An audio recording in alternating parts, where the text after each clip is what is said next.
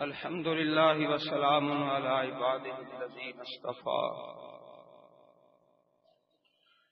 أعوذ بالله السميع العليم من الشيطان الرجيم من همزه ونفخه ونفثه. إن الذين آمنوا وعملوا الصالحات سيجعل لهم الرحمن ودا.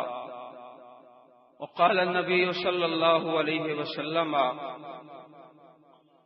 رواه الامام البخاری فی صحیحہ عن ابی ہریرہ رضی اللہ تعالی عنہ عن النبی صلی اللہ علیہ وسلم قال اللہ سبحانہ وتعالی من عاد لی ولیا فقد آذنته بالحرب وما اقترب الی عبدی بشیء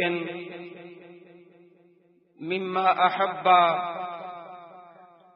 مما افترضته عليه وما يزال الرجل يتقرب إلي بالنوافل حتى أحبه فإذا أحببته كنت سمعه الذي يسمع به وبصره الذي يبصر به ويده الذي يبطش بها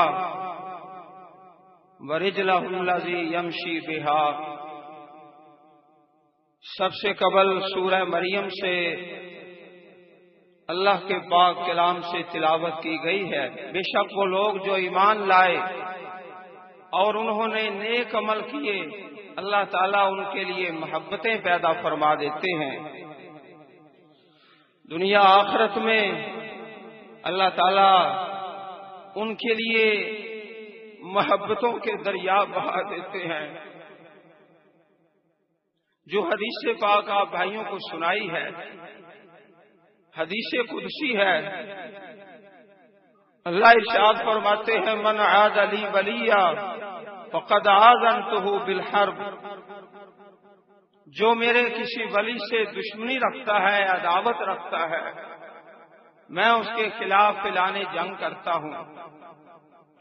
اس کے بعد اللہ پاک فرماتے ہیں کہ سب سے زیادہ جو میرے بندے نے میرا قرب حاصل کیا ہے وہ ان چیزوں کے ساتھ ہے جو میں نے اپنے بندے پہ فرض کی ہیں. سنت بھی ہیں نوافل بھی ہیں لیکن اللہ جل شانہ کو سب سے زیادہ پیار ان باتوں سے ہے اور ان اعمال سے ہے جو اللہ پاک نے اپنے بندے پہ فرض کی ہیں. پھر اس سے آگے حدیث پاک میں جو فرمان ہے کہ ایک انسان خوش نصیب ہے وہ فرض بھی ادا کرتا ہے نوافل بھی اور ان تمام عبادات کے ساتھ اللہ کا قرب حاصل کرتا ہے. پھر اللہ تعالیٰ اس پہ 4 انعام فرماتے ہیں. اللہ فرماتے ہیں جو فرائض بھی نوافل بھی تمام اعمال کے ساتھ میرا قرب حاصل کرتا ہے پھر میں اس کے کان بن جاتا ہوں جن سے وہ سنتا ہے, اس کی آنکھیں بن جاتا ہوں جن سے وہ دیکھتا ہے, ان کے ہاتھ بن جاتا ہوں جن سے وہ پکڑتا ہے اور اس کے پاؤں بن جاتا ہوں جس سے وہ چلتا ہے. اور اس سے آگے ایک اور اعلان فرمایا اگر وہ مجھ سے سوال کرے تو میں اس کا سوال پورا کرتا ہوں, اگر وہ مجھ سے پناہ مانگے تو میں اس کو پناہ دیتا ہوں.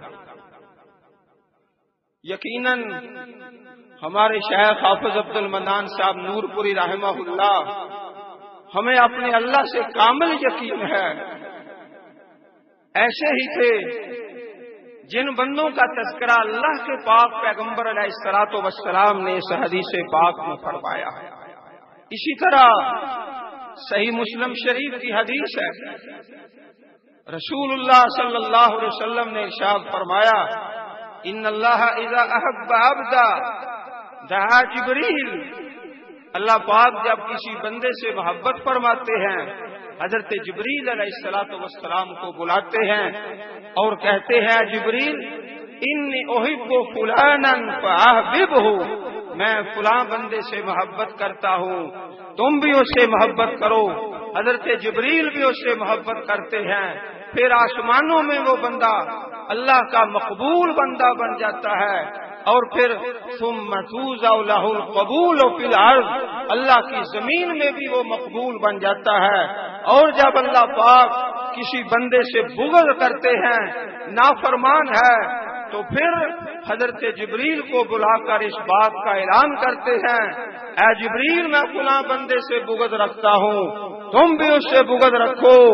پھر آسمانوں میں زمینوں میں وہ اللہ کا ناپسندیدہ بندہ بن جاتا ہے۔ اور اس حدیث پاک میں جو پہلا حصہ ہے، جن بندوں کے متعلق اللہ تعالیٰ ارشاد فرماتے ہیں، اے جبریل میں فلاں بندے سے محبت کرتا ہوں، تم بھی اس سے محبت کرو، آسمانوں میں وہ محبوب بن جاتا ہے، اسی طرح اللہ کی زمین میں وہ مقبول بندہ بن جاتا ہے۔ ہمیں اپنے اللہ سے کامل امید ہے کہ ہمارے شیخ یقیناً ایسے ہی تھے، اور اللہ پاک ان کے درجات کو بلند فرمائے، اللہ علیین میں جگہ نصیب فرمائے۔ شیخ نے اپنی زندگی میں تصنیف اور تقریر کے میدان میں جو اللہ کے دین کی خدمت کی ہے، میں ایک چھوٹا سا نقشہ آپ کے سامنے پیش کرنا چاہتا ہوں۔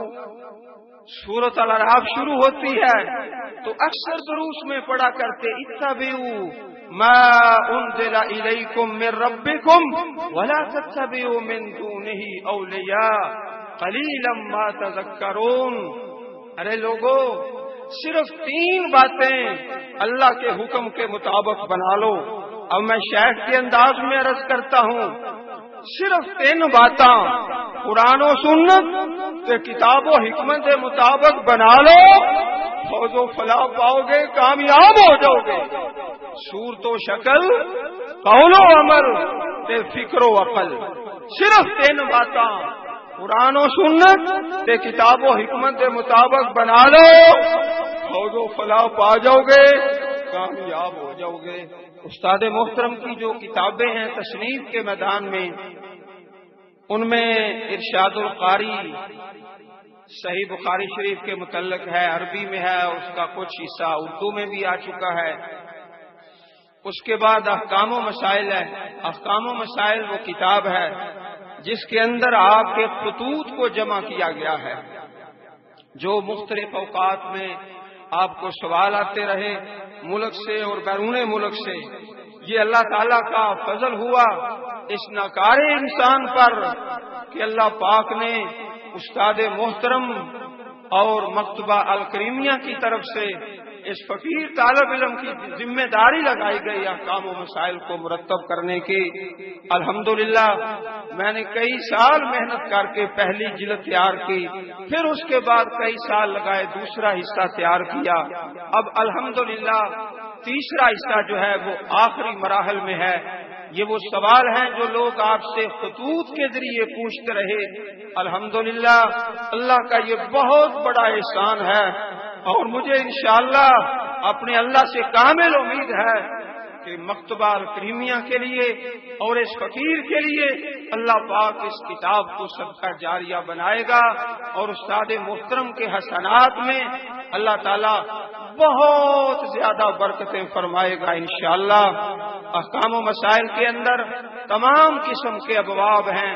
عقیدے کا سب سے پہلا باب ہے، پھر طہارت کا، نماز کا اور زکوٰۃ کا اور حج کا، اور اسی طرح جہاد کا اور تجارت کا اور وراثت کا اور خوابوں کی تعبیر کا اور عقیدے کا اور علم کا، ہر باب کے متعلق انشاءاللہ اس کے اندر مسائل جمع کیے گئے ہیں۔